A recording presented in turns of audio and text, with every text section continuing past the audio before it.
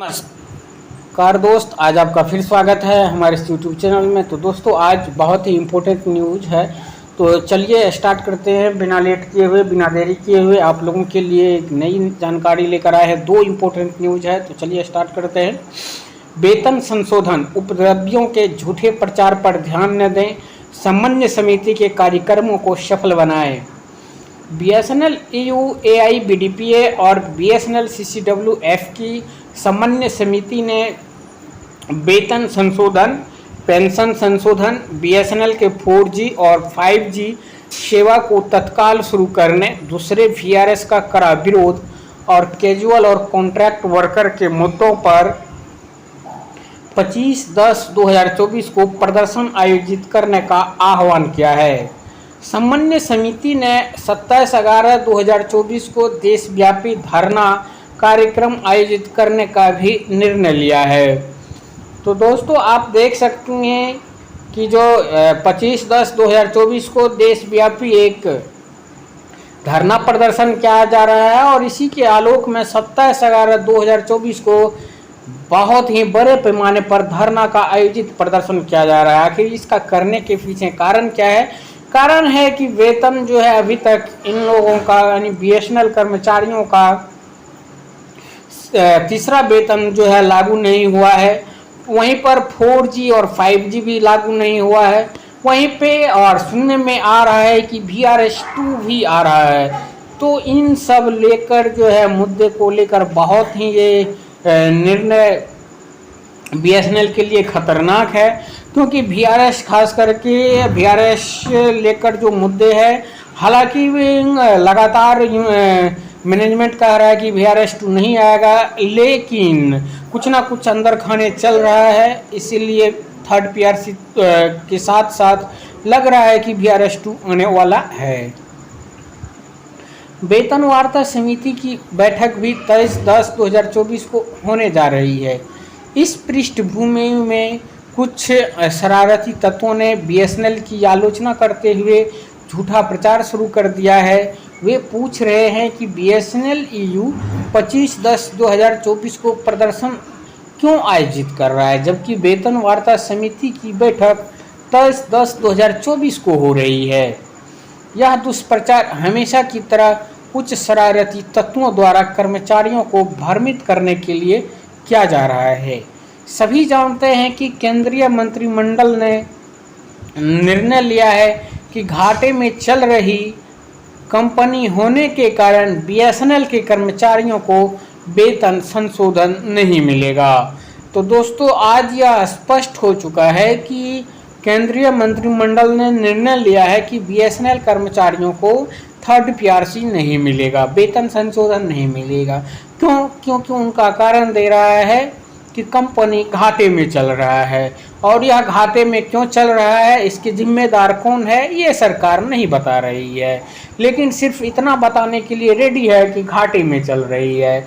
इसके प्रमुख जिम्मेदार कौन है, BSNL क्यों घाटे में है, सरकारी कंपनी क्यों घाटे में है, इसकी जिम्मेदारी किसी की नहीं है। यहाँ तक कि जब प्रबंधन और मान्यता प्राप्त यूनियनों के बीच वेतन संशोधन समझौता पर हस्ताक्षर किए जाते हैं, तब भी इसे लागू नहीं किया जाएगा जब तक कि इसे केंद्रीय मंत्रिमंडल द्वारा अनुमोदित नहीं किया जाता है। हाल ही में श्री ज्योतिरादित्य सिंधिया माननीय संचार मंत्री ने स्पष्ट रूप से लिखित रूप में कहा कि BSNL की कमजोर वित्तीय स्थिति को देखते हुए BSNL कर्मचारियों और पेंशनरों को वेतन संशोधन, पेंशन संशोधन नहीं दिया जाता है। तो इसीलिए यह बहुत महत्वपूर्ण है कि BSNL को तीसरे वेतन संशोधन समिति की वाहिनीता खंड अफोर्डेबिलिटी क्लॉज से छूट दी जाए, अन्यथा भले ही यूनियनों और प्रबंधनों के बीच वेतन संशोधन समझौता किया गया हो, इसे लागू नहीं किया जाएगा। यही कारण है कि समन्वय समिति ने लगातार आंदोलन और अभियान चलाने का निर्णय लिया है। BSNL EU की CHQ कर्मचारियों से अनुरोध करता है कि वे उपद्रवियों के झूठे प्रचार पर ध्यान न दें और समन्वय समिति के कार्यक्रमों में बढ़ चढ़कर हिस्सा लें। तो आप देख सकते हैं दोस्तों, हालांकि अब भी थोड़ी बहुत जो है ये है कि लग रहा है कि आप लोग को थर्ड पीआरसी मिलेगा, लेकिन जैसा इन्होंने कह चुका है, आप देख सकते हैं मंत्री ने, ज्योतिरादित्य सिंधिया संचार मंत्री जो है, उन्होंने स्पष्ट रूप से कह दिया है कि बीएसएनएल की कमज़ोर वित्तीय स्थिति है, इसीलिए बीएसएनएल कर्मचारियों और पेंशनरों को पेंशन संशोधन नहीं दिया जाएगा। तो यह कितना आश्चर्य की बात है कि बीएसएनएल को घाटे में जा रही है, वहीं प्राइवेट कंपनियां खूब पैसे कमा रही है। और प्राइवेट कंपनियां के साथ किसका हाथ है, कौन उनको आगे बढ़ा रहा है, ये सभी जानते हुए भी बीएसएनएल के कर्मचारियों को अधिक दोष देने लग जाते हैं। वहीं दूसरा इम्पोर्टेंट न्यूज़ की जो बात करें तो दोस्तों ये है, जेटीओ एलआईसी रिक्त पदों को अन्य सर्कलों से योग्य उम्मीदवारों से भरें, बीएसएनएल ईयू ने निदेशक को पत्र लिखा। जेटीओ एलआईसी 4/2/2024 और 9/2/2024 को आयोजित की गई थी।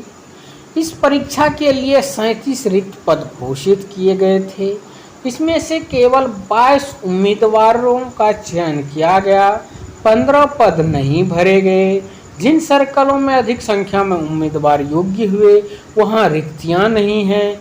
कुछ अन्य सर्किलों में जहां अधिक संख्या में उम्मीदवार योग्य हुए वहां रिक्त पद नहीं है। इन परिस्थितियों में बीएसएनएल ईयू ने आज निदेशक यानी मानव संसाधन को पत्र लिखकर अनुरोध किया है कि रिक्त पदों को अन्य सर्कलों से योग्य उम्मीदवारों से भरा जाए।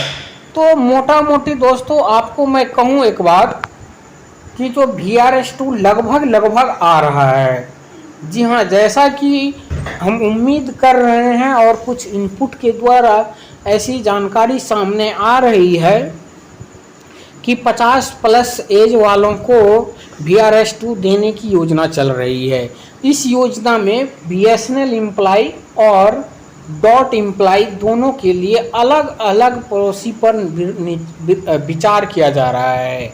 दोनों को एक ही पैकेज नहीं दिया जाएगा। दोनों बीएसएनएल कर्मचारियों और जो डॉट के एम्प्लॉय हैं उन लोगों के लिए अलग अलग जो है पैकेज दिया जाएगा। और पैकेज यह किस प्रकार की होगा अभी तो फिलहाल इस पर कोई जानकारी सामने नहीं आई है, लेकिन इतना मान के चलिए VRS2 आ रहा है।